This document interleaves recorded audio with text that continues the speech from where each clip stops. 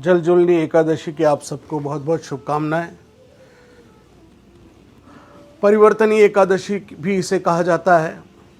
परिवर्तनी एकादशी इसलिए कहा जाता है क्योंकि आज के दिन ऐसा कहते हैं कि भगवान विष्णु जो पाताल लोक में गए हैं 4 महीने की निद्रा में, उस योग निद्रा में जब वो हैं तो इस दिन वे करवट लेते हैं, इसलिए इसको परिवर्तनी एकादशी भी कहा जाता है। उत्तर प्रदेश और अन्य प्रांतों में इसे डोल ग्यारस के रूप में भी मानते हैं। डोल में भगवान को बिठाकर और नदी में नाव में ले जाकर उनको वहाँ पर नौका विहार कराते हैं, जल से स्नान कराते हैं।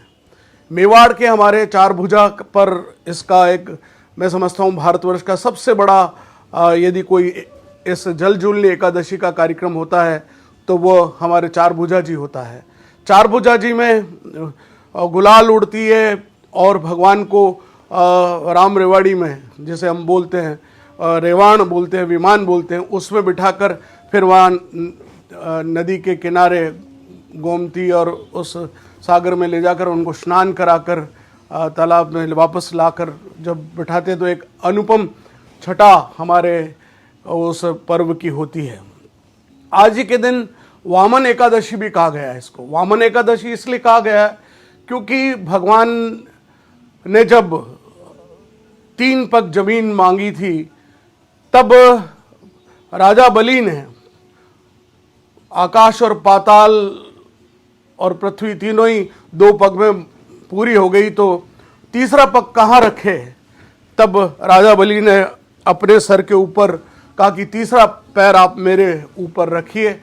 वो दिन भी आज का दिन था, इसलिए इसको वामन एकादशी के रूप में भी माना जाता है। आज के दिन भगवान कृष्ण की जन्माष्टमी के बाद आज पहली बार जलवा पूजन जिसे कहते हैं वह भी आज ही के दिन हुआ था। भगवान कृष्ण को सूर्य के दर्शन, पहली बार बच्चा जब पैदा होता है तो उसको पहली बार जब सूरज के दर्शन बाहर लाया जाता है, इसको हम सूरज पूजना बोलते हैं। असल बात यह कि उस दिन सूरज के उस प्रकाश में उस बालक को पहली बार ले जाया जाता है, इसलिए उसको सूरज पूजना भी बोलते हैं। पर्यावरण की दृष्टि से अगर हम देखा जाए तो यह जल जो है नया झीलों में आता है और बांधों में जो पानी आता है वो पानी गंदला होता है। इस समय तक वो पानी बहुत कुछ सेटल हो चुका होता है।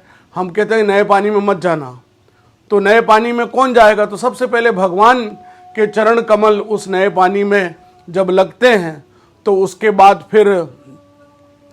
फिर हम सब उसमें स्नान करने जा सकते हैं।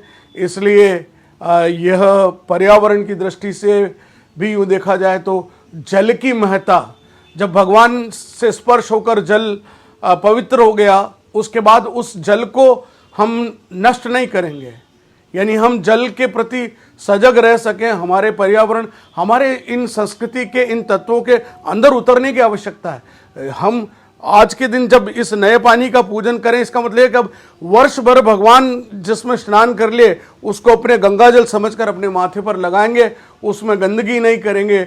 यह दृष्टि भी पर्यावरण की दृष्टि से यह पर्व एक बहुत महत्वपूर्ण है।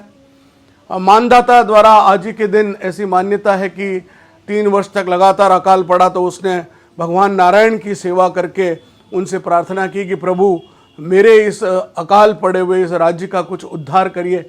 तब भगवान ने कहा कि तुम आज के दिन जलजूलनी एकादशी का जो व्रत करेगा उसको किसी प्रकार की विघ्न बाधा नहीं रहेगी। इसलिए आज की इस एकादशी का, इस डोल ग्यारस का, इस जलजूलनी एकादशी का, इस जलवा पूजन का या वामन एकादशी का या परिवर्तिनी एकादशी का बहुत अधिक महत्व है। मैंने संक्षेप में आपसे ये जानकारी साझा की है। आप सभी को जलजूलनी एकादशी की बहुत बहुत शुभकामनाएं।